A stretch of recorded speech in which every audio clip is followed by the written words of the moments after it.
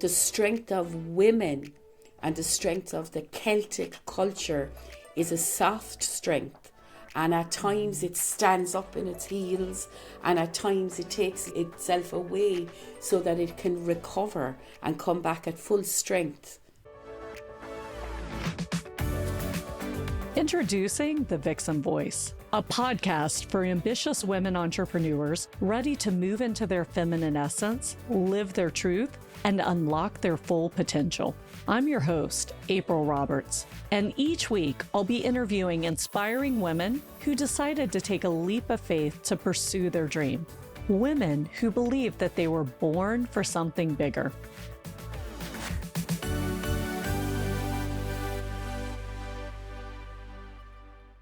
Hi, and welcome back to another episode of The Vixen Voice. So if you can, I would get somewhere cozy. I know it's the fall if you're listening to this real time. Get somewhere cozy and warm because today we are talking about all things storytelling. And I promise this episode is going to be very entertaining. I am so honored to have Maria Gillen here with me. Maria is an award-winning Irish storyteller, and she is coming to us live from Cork, Ireland, where she's based today. And they are in the middle of story festivals that she is going to share with us. So I'm so glad that she found time in her busy schedule to join us.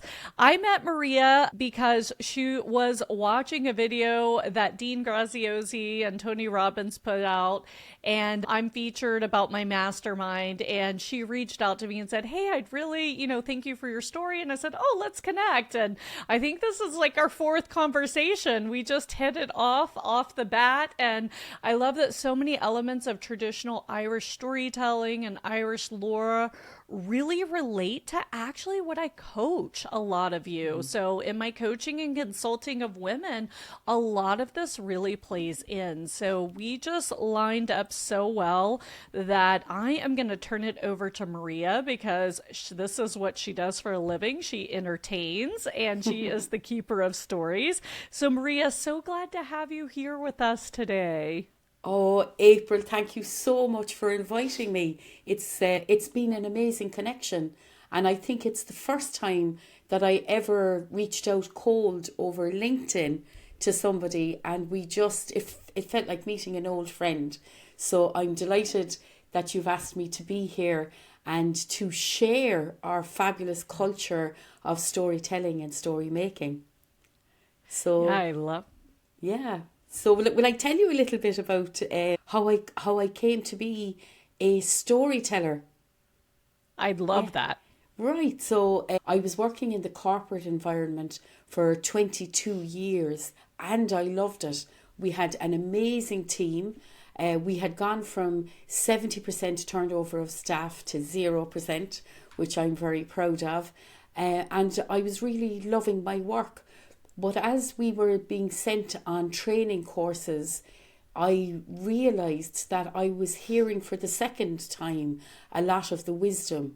So I think at the time there was books like Emotional Intelligence, The Power of Now. They're still very, very popular, and Transactional Analysis. And as I read through them and as I went on the courses, I was thinking, I heard this. I've heard it from my mother or my grandmother or my great-grandmother, and it was all related to the Irish storytelling tradition. So I followed that rabbit down the rabbit hole, and I went back and did my master's in drama therapy with a very heavy leaning towards the medicinal story. And that's how I came to be involved in this. And my clients go from every generation, every walk of life, which I love, including now the corporate environment.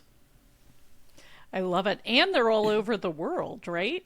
That's right, So I suppose I've been very lucky to represent Ireland this year alone in France, Germany, Croatia, in Marrakesh, and we're going back there again in January, which I'm really looking forward to. And then I have my story circles. And in the story circles, people come in from all over the world. I'm not sure if we discussed this before, but Cork, Ireland and Cork in particular, have a very close connection with the Choctaw Nation in America because they sent us famine aid during that darkest time in our own history. So all those beautiful connections are out there through story. I love it, and that's amazing. Thank you for sharing. So first of all, it gets darn cold in Nashville, not as cold as further up north in January, so maybe I'll meet you in Marrakesh. Yay! Come along, everybody welcome. I love it. But you touched on a couple of things. It's so funny because I just talked about the power of now yesterday in my group coaching session. Yes, how weird. That was the first book I read that was, maybe more spiritually, metaphysically based. And it was like my introduction, because a lot of times I like to have, when I'm coaching or consulting, I'll have my clients ground themselves and really get in touch with the wisdom of their bodies and connect with their hearts, because as women, that's really where our wisdom lies, I believe. And so one of them was struggling with this and like asking me a little bit more. And so I was talking about in The Power of Now, I remember it was the first time laying in bed, and it was like, close your eyes and just feel the energy in your hand, right? Like where you first became aware of like different parts. So it's so funny. Literally yesterday, I was talking about that book. So but I agree. And thank you for that reminder, because I forget, my spiritual journey has taken me much beyond that. But it's so funny because it does circle back, because when I talked to you and you were sharing with me about Irish traditions and storytelling, I was like, oh, I can so relate to this. So I can see how you went down that rabbit hole. Quickly, I want to jump back to that. But first of all, share with our listeners, what is medicinal storytelling?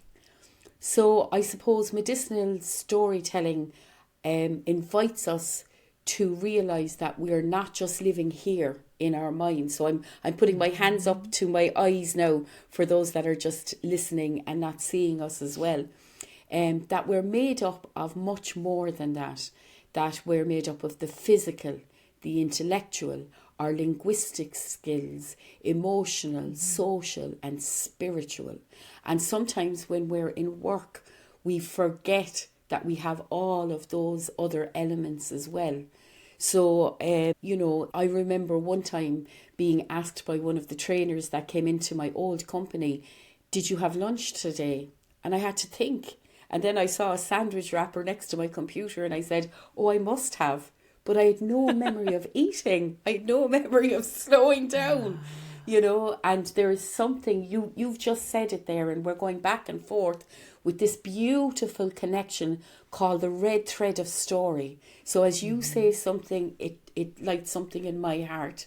As I say something, it reminds you of something in your spirit. And they call that the red thread of story. But in order to have that, sometimes we have to slow the pace of our lives. And in Irish stories, they talk about going on a cart ride.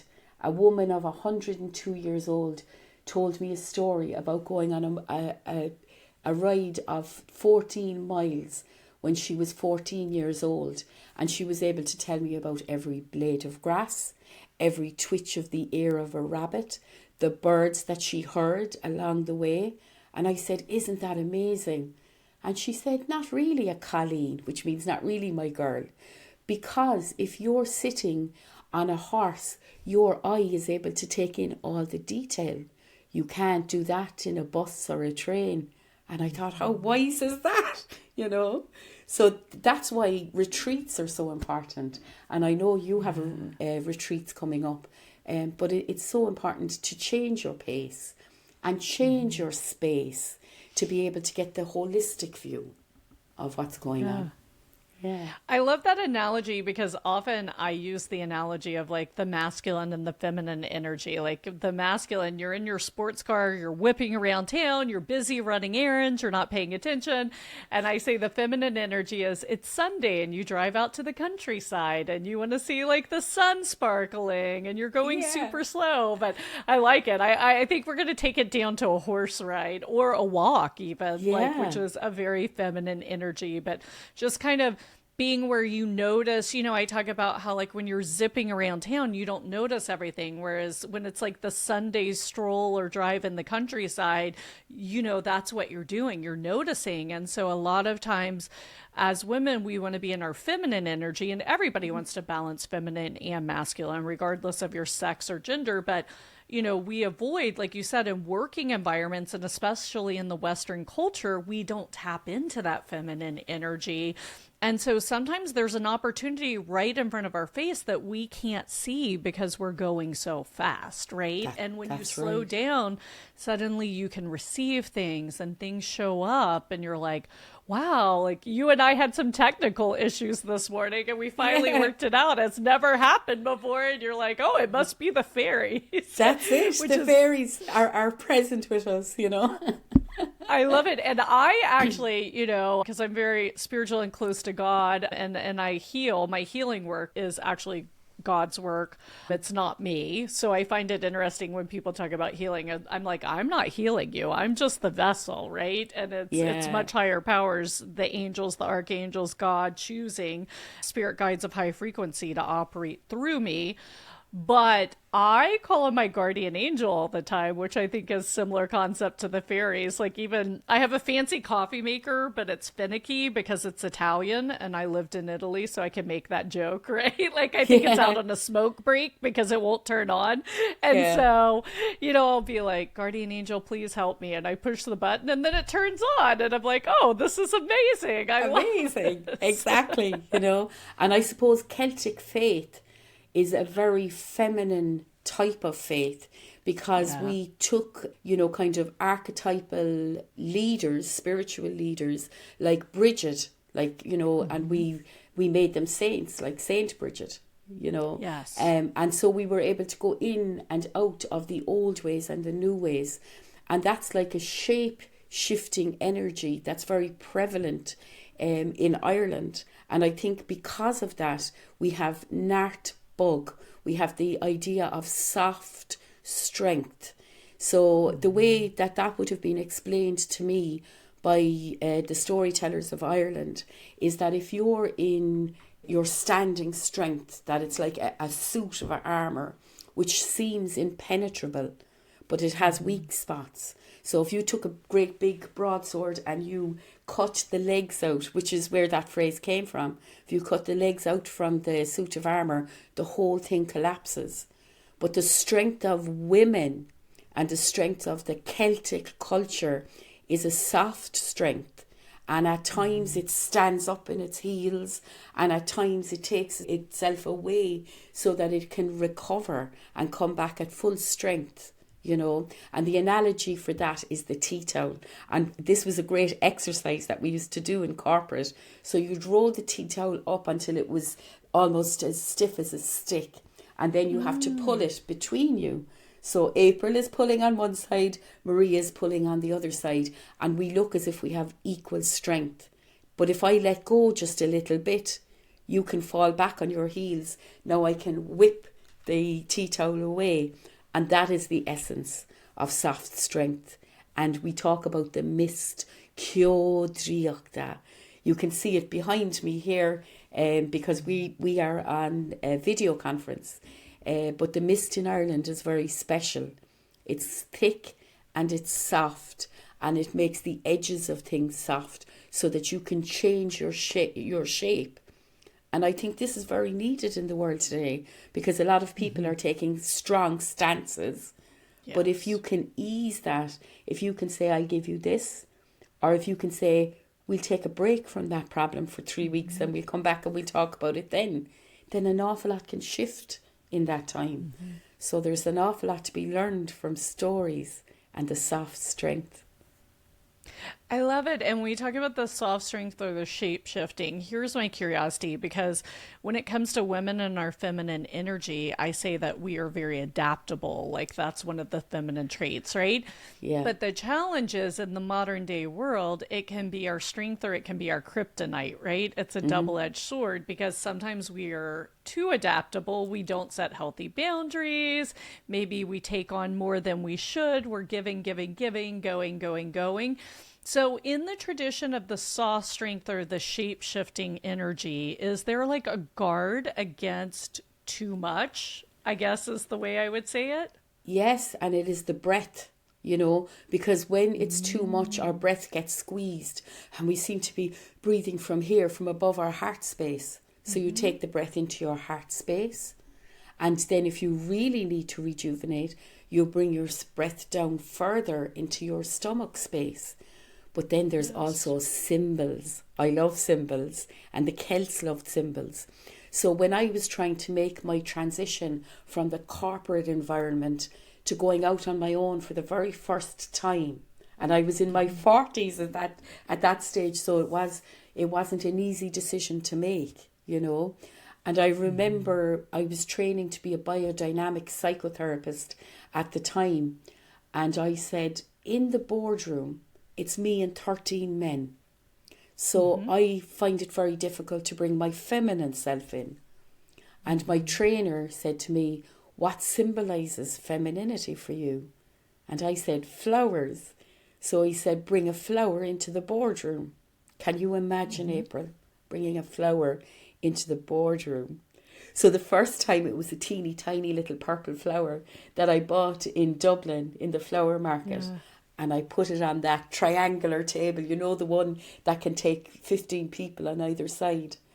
And then my boss came in and he said, what's that?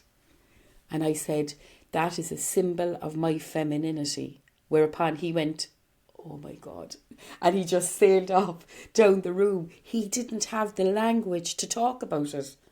So the following month, very interesting. And I saw the power in that.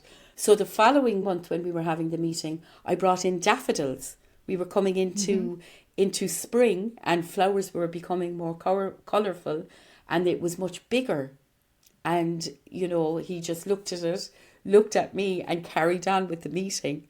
And by the end, I had a big potted plant that I would bring with me. And I was amazed that nobody challenged me, that I was allowed to bring these symbols and put them in the middle of the boardroom table and that they were being beamed out across the world, kind of on the very early days of video conferencing. It was called Skype in those days, and it taught me an indelible, invaluable lesson that our symbols are important. We don't have to be like the men. We don't have to present like that. We can present as ourselves, So, so symbols, the language we use, the pace we take are so important. Well, and our power lies in when we tap into the feminine energy, right? That's what we were discussing actually in the Vixen Founders Collective yesterday in this meeting where the power of now came up, because we were doing a session on physiology, but specifically how your tone of voice, your gestures, your posture, etc., like, are you representing yourself as you truly are? Like, does the outside match the inside? And if not, like, what do we want to change, right? And so one of my clients was sharing, she said, because my corporate environment's so masculine, and she negotiates contracts for like a large oil company, right? So she has to put her foot down a lot. And then she said, I find myself outside of that mediation room doing the same thing, right? And I said, well, you have to talk from your feminine power center, which is like just below the navel. I was taught to speak from that. And she was like, well, how do I do that? And that's when we got into the power of now and everything. But, that's why I love you sharing your version and your idea, because different things reverberate. Like you said, the red thread of storytelling, right? Like something you're going to share is going to reverberate. And that same client that yesterday was feeling challenged might listen to this episode and go, I get it now. Right. But a story came up for me as you were sharing, because I went to, I think it was like 2012, and it was like the top 10 financial advisors from this company got invited to like Playa, Mexico. It was a beautiful trip. And of course it was 9 men and me, right? And so we all had to give presentations. And so I started my presentation. There's a Native American proverb that I love, and it says, man's job is to protect woman while she walks the earth. Woman's job is to lead man to his soul. And so I started my presentation with that. And I had the Yeah. men almost in tears by the end because I was talking about bringing in some more feminine energy, which is communication, creativity, etc., and working with their clients, right? Because, when I started doing that, I just saw, wow, one, it makes the women comfortable, and women make the majority of financial decisions in today's world, like if they speak up in the meeting or not. And they are definitely making the vast majority of purchasing decisions, right? And Yeah. yet, so many institutions are leaving women out the way they communicate. So it's gotten a little better. Like I was studying this in 2019. But when you switch to communicate in a way that reverberates with women, men like it too, right? Yeah. Like they actually like it. So I'm curious when at some point, did the men actually like that you're bringing in these bright, colorful flowers? Like, did it change the energy of the room? Like, Oh, what happened? it definitely did. And there was Yeah. two things that I always brought to the table as European operations manager. One was the Irish sense of humour, Yeah. so this could break a deadlock if there was like two alphas, whether they be male or female, going at it. And Yes. then the operations person was sent in. You could often break it with humour. But the second thing you could do is you could ask for help or ask a question. Now imagine saying that to a powerful manager. You can ask for help or you can ask a question. The other place this comes up is with teenagers, for parents of teenagers. So they're going through a transition, these kids. They're turning into people, and you can often find this when an organization is growing up and the managers are getting a little bit more power. It's almost like they have the teenage energy and they can be butting heads for that. So if you ask them for their help, they can feel a little bit bigger. They can step Yes. into the ownership of their job a little bit more. Even if you have the answer and it's on the tip of your tongue and you want to give them the answer, if you ask their opinion and they feel that this is coming from them and it's of them, they're going to be more passionate about that. And they're going to step more into the role of making that happen. So that's one thing. And in storytelling, we have the Kesht Olish, which is the wise question. It's a way of asking yourself, other than your intellect, what's going on here. If my heart got involved, if my spirit got involved, what would be different? What about how we would approach something? So that's one way. And then the other way is to see the humour in a very tough situation. And I suppose I would have grown up when Ireland was at loggerheads with itself during the time of the Troubles. And now we're all telling stories to one another. We're sharing our music, we're sharing our dancing. And what's incredible is we've always had the same traditions all the time. Yeah, I So love it. It's beautiful. Well, I think the world in general needs the Irish sense of humor right now. I think everyone's taking themselves way too seriously. yeah. If we got into the spirit or the heart or our sense of humor, yeah, things would be better. We'll put it that way. Yeah, and I suppose I just want to lean into that for a little bit, Yeah. and to say that the session was something that got Irish people through 800 years of tough times, 800 years of no break in tough times. So what is the session? It's singing together, dancing together, telling stories together, eating together, coming together when our people have to leave against their will, and putting blessings on their heads, and those that could giving money to them to get the route started in another country. That's what the session is. So I've been looking at the session in my story circles with different people, and I say to them, how does it feel to say we'll sit down and we'll sing together? And mostly it's like, are you kidding me? In a corporate environment, are you kidding me? Yet some of the best sessions that I remember, the bits that stay with me now from 2007, all these years later, are the times we did get together and sing songs and tell stories and dance together. And I remember one time we had a big university of the organisation in Sweden. And at 9 o'clock they said, thank you very much, go to bed now. And the Irish people and the Italian people looked at one another and went, what? This is not going to happen, you know?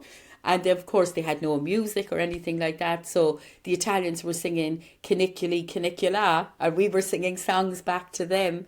And the Swedes loved it. And because of that, the following university came to Ireland. And as far as I know, they're still having it in Ireland because people expect to have that kind of session in Ireland, whether it's in a work environment or not. The Irish people don't know this anymore. So my younger cohorts are like, really? And I'm saying, yes, watch it happen, you know? So, yeah, so we've a lot to learn from the ancestors, you know? Yeah, Definitely. I agree. It's so funny. I just had a memory as you were sharing that, a little bit different, but my ex-husband was Italian. We lived in Milan, and his family's business was they did party favors and costumes, and they were the largest distributor for all of Europe and like other countries too. And so we would entertain clients, and we had Irish clients visiting Italy, and I don't remember how we ended up in Florence with them, but I remember very late at night going across the square in, it's the piazza in Italy with the Irish clients, and I like could not stop laughing. Like, it's it was amazing. Yeah, yes. It dissolves your troubles and it dissolves borders and it brings people together. And at one time, every single indigenous population in the world, every population started off in huts with singing and dancing and storytelling, you know. And you talk about that we started this by talking about the medicine of a storytelling. And I suppose I work as a drama therapist, and getting to the heart of personal stories can be amazing, but also the safety of stories to carry the unsayable. You mightn't be able to say it in the context of today's world, but you might be able to say, one time there was an empress and she was facing this, and this is how she coped with that. And you will find that if you dig into the stories of the world, there is nothing that is happening now that has not happened. You know, it might wear a different coat, but it has happened before, and people have survived it. And how did they survive it? And that's what we can learn from stories. Yeah, I love that. And tapping into stories and, like you said, dancing. I mean, I know if I'm ever extremely stressed or I need a burst of energy, if I put music on and dance around the house, like I am back. It's like amazing. And these days, as you know, right now in the US is an interesting time. And so even though I'm fine with what's going on, there's a lot of, just because I trust, right? Like you said, nothing's happening that hasn't happened before, and I have a very close relationship with God, so I just trust if I do what he expects of me that I'm going to be fine, whatever fine is, right? But you still have to protect yourself from other energies and other people's anxiety and modes, and there's a lot of insecurity in the world in general right now. So I started playing these songs every morning that really just give me that fortitude, or even like at the end of the day when I'm wrapping up and doing email, like I'll put my earbuds in and play those songs, and they're just like really beautiful, and they just like bring me back to a peaceful place. So absolutely. I guess and I'm just sharing for our listeners, like really tap into the things. Like it's okay if you're going through a period where things feel tough or you feel insecure or the world feels insecure, but find these ways to tap into your heart and your spirit, as Maria said. So is it, storytelling, like watching, a beautiful movie, reading a beautiful book? Like, the best storytelling for me is over a nice dinner with a beautiful bottle of wine. Like this is the best time you have. Oh, like, definitely. I'm there. But I know. I suppose, kind of what you're talking about is throwing out so many red threads to me that it's almost becoming like a fishing net. So I love the idea of, kind of people sharing the dance. So you talk about dancing on our own, and I'm a set dancer. I'm an Irish set dancer, which was the dancing Yeah. that was done at the Crossroads. It was eight Love it. people going for gold. So like, you've seen how fast Irish dancing is. But I remember going into the corporate environment, and because I'm a storyteller, it's almost like being the sex ed teacher in school. People know crazy is coming when the storyteller comes. Love So it. you have a great permission. So I often say to the corporate environment, take all the desks out and put a circle of seats in. Make it your biggest conference room. And then I say to them, look, we'll start off with a song, and sure, take off your shoes if you feel comfortable. And they're looking, going, oh God, like that. They're looking at sideways at one another to see who will be the first person to start. But you only need one. And it's the very same as working with teenagers. You look around to see who has the crazy glint, and you go down to them and you put your hand out, and they'll follow you out onto the floor. And then you say, now let your index finger lead the dance. Where is it bringing us? Now let your ear lead the dance. Now let your butt lead the dance. And these guys who come in and they sit at a computer, in a very kind of small space, from the moment they go into work until the time that they leave, are suddenly moving their bodies, and they're letting different parts of their body move. And every single feedback I've ever gotten was, I didn't expect that today. If I did, I probably wouldn't have come in. But boy, was it the best crack I've ever had. And it released laughter in me. Yeah. It released the joy. It's amazing. Yeah. And it's so I simple. love it. Yeah. No, it's true. I was the keynote speaker 3 o'clock on the last day of a mastermind. And so I started, and I stole this from, it wasn't Tony, but it was another speaker he had at Unleash the Potential Within, Tony Robbins. And Yeah. I was like, okay, I need everyone to stand up. And it's like this mastermind group of, all these business owners. There's like the top realtor in the country in there. And they're like, okay, I need you to stand up. Now I need you to shake your butt. And they were like, huh? And I was like, yeah, because, the speaker at Unleash Your Potential Within said it's impossible to shake your butt. And he used the other term, funnily, and not have a smile on your face. And it's so true. So to this day, I think that was like 2013 or 14 when I went to that. When I'm having a moment, I'll stand up and like shake and put the smile on my face. So I'm just like, okay, when you're the keynote speaker at 3 o'clock on the second day, how are you going to make sure they're paying attention to you, right? And I was like, well, we're going to get up and shake our butt. And sure enough, everyone's laughing, and then they're like open and ready for you. So yeah, I think we have to understand these connection points Absolutely. to get outside of our box. I Yeah. love it. And I suppose just looking at what you did, you Yeah. broke the usual, so you broke the paradigm. You got people to move their bodies. It released smiling and laughter, so it brought in positivity. So there is a big science behind this. There's you can do a master's in biodynamic psychotherapy where you look at the body. But our ancestors knew this instinctively and made sure that they moved the body every day. And one of the favorite things I've ever been told is wisdom. Wisdom belongs to the women. And to be wise, you have to be a whiz at being dumb. So you have to not be afraid of playing the idiot. Everybody's afraid of, what do I look like? Or who. So you have to be able to allow that out. And, you've heard of trickster energy or the energy of the jester and how important that is in business. So, and look at you engaging it in the first day of that mastermind. And I bet you the same way that you haven't forgotten that since the first time you've heard it, that there was people in your audience that have adopted that as well. Yeah. Yeah. I hope so. That's the whole point, to make impact. Yeah. I love it. So, Maria, share with us. I know we touched on this a little bit, and I think I hope I'm saying this right because I'm recalling it from our previous conversation. But I know you shared with me, and you can share the Irish term better, the Celtic term better than I can. But this idea of the wise questions, because you shared with me, at the beginning, you kind of touched on how you went from 77% turnover to 0%, which is the hugest problem for most organizations, small and large, right?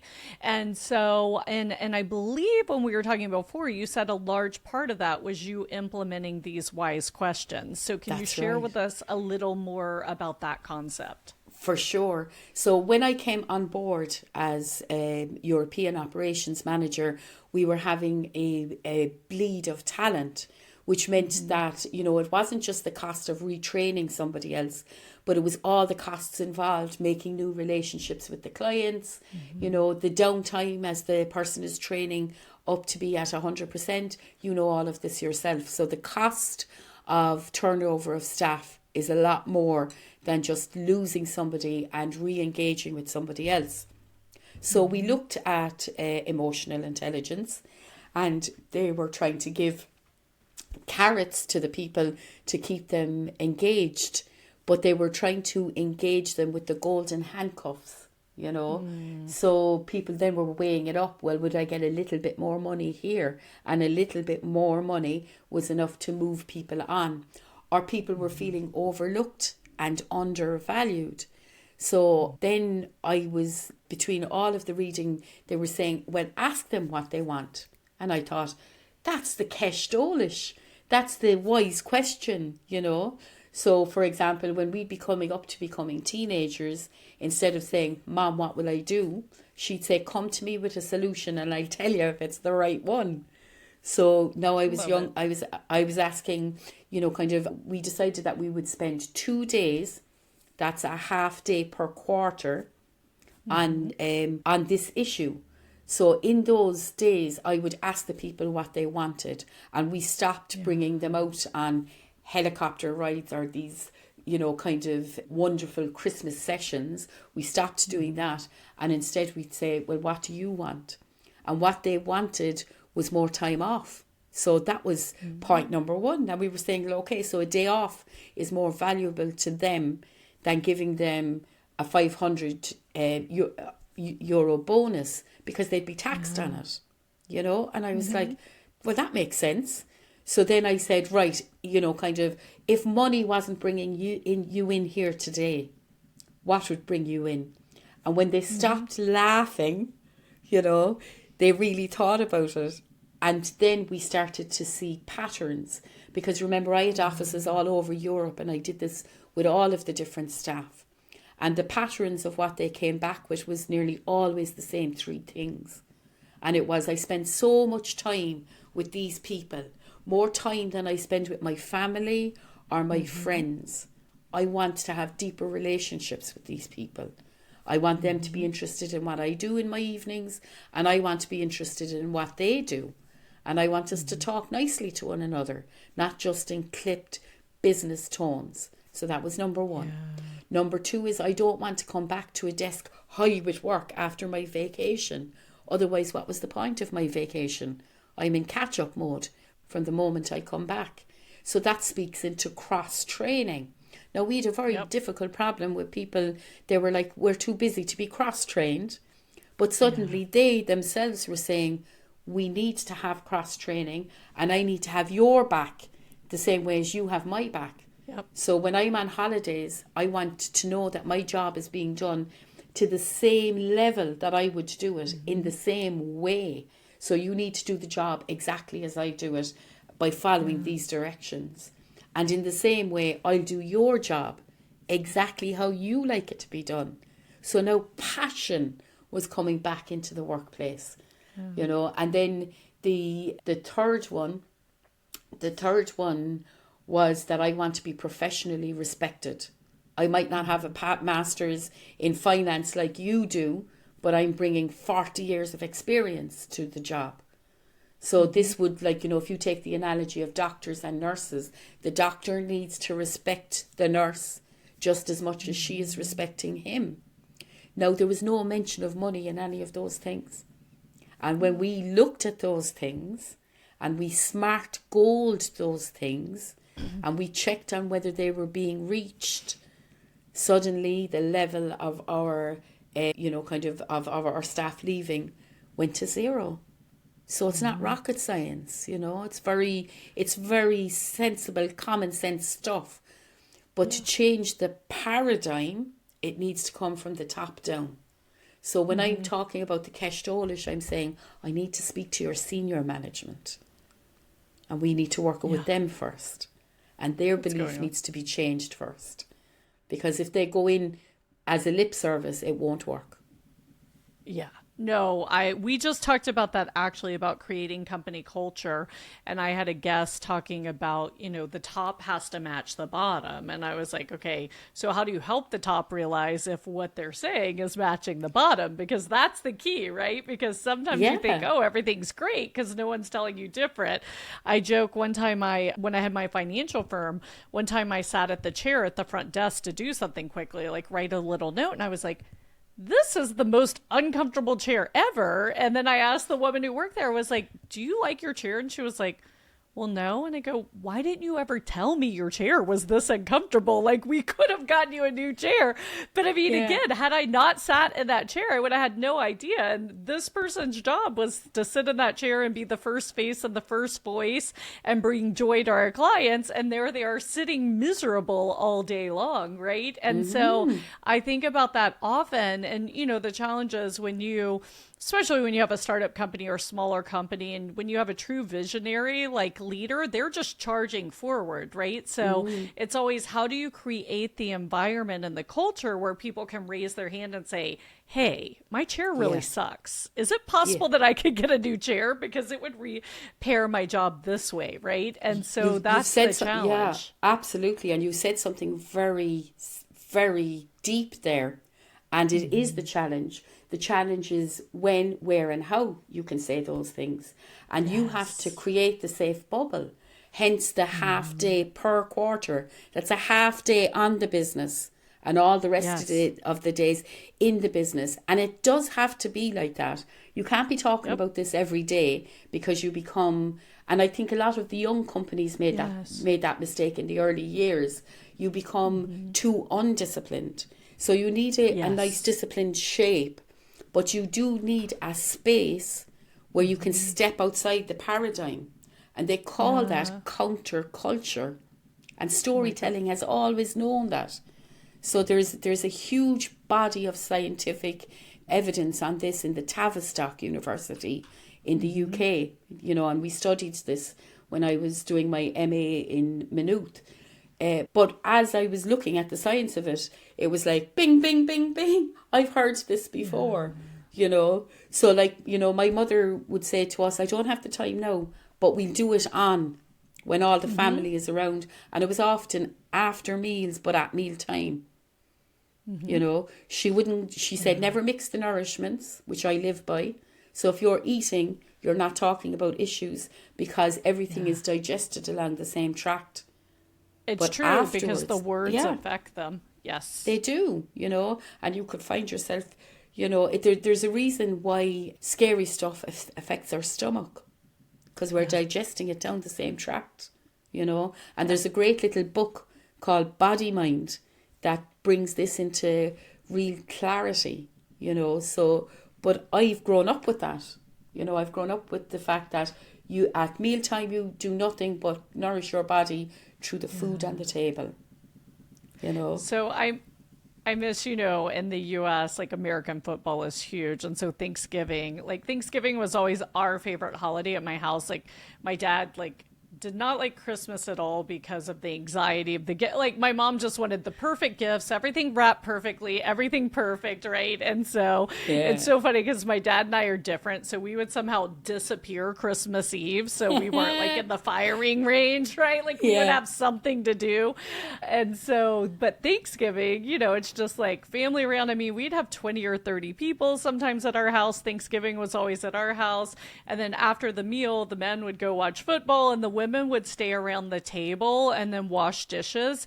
And, there's so much, I'm sure people are listening like, oh, that's so horrible. But, it is what it is. It's the rules. And some of my most beautiful memories of growing up happened around that table after the meal, because there was my grandmother, my great aunt, like my aunt, my mom, me, and my cousins. And it's just like, you just don't have that much in today's world. And these are the things I miss. I feel like with my grandparents' generation, we lost a lot of that, because I grew up in South Mississippi, like right on the Gulf of Mexico, and my grandmother's family was Croatian. So a lot of our family lived in Chicago, like, Missouri, like colder places they had settled.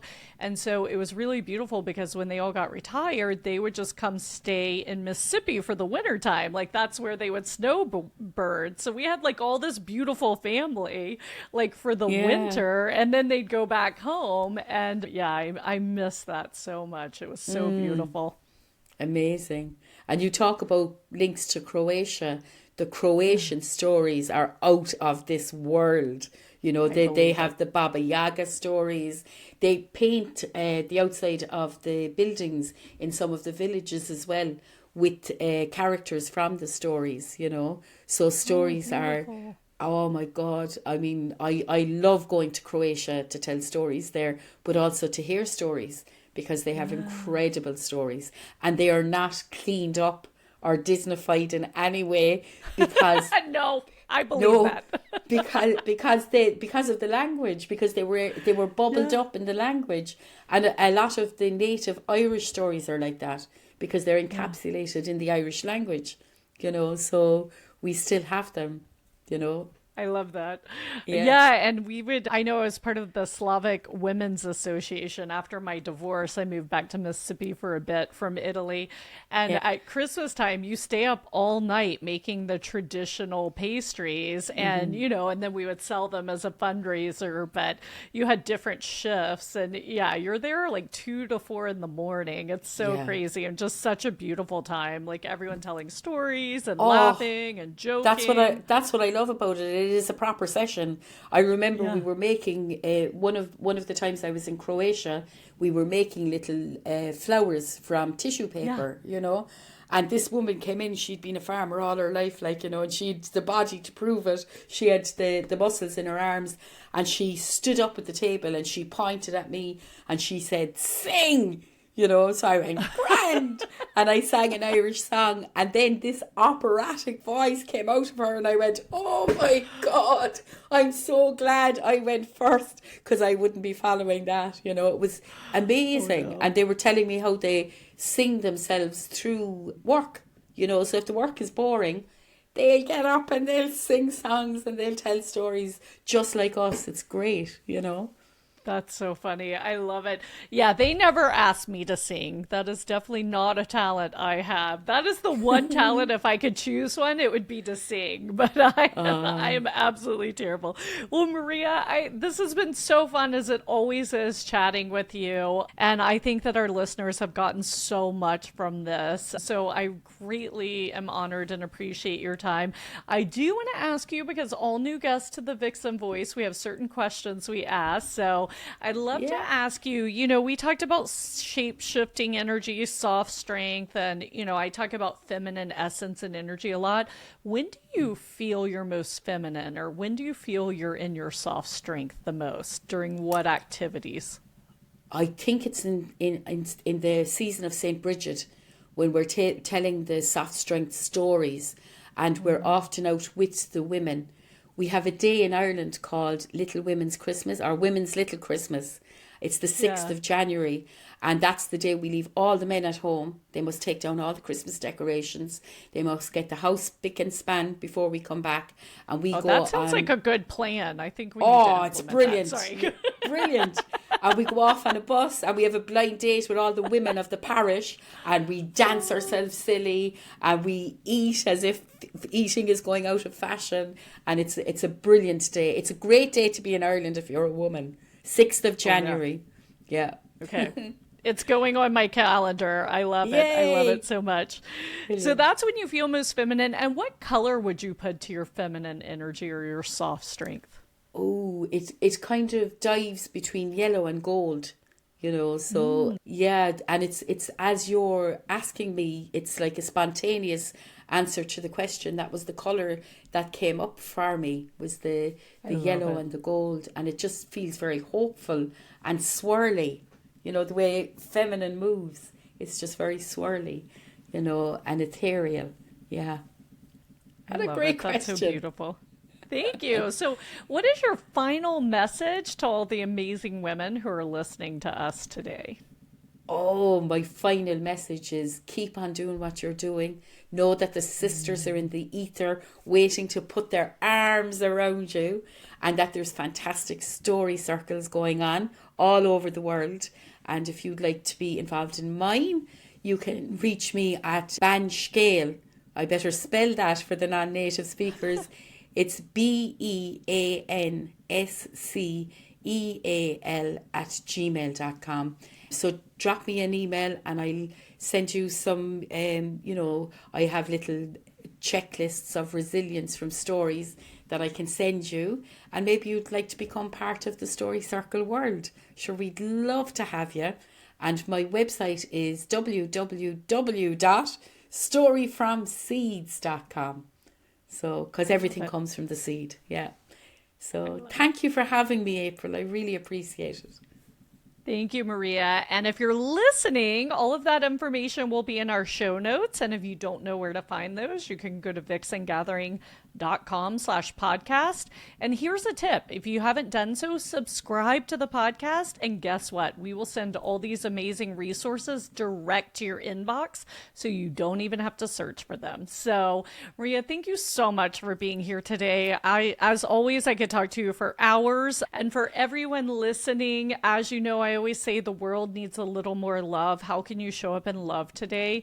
So I'm going to encourage you. How can you get together with other people you love?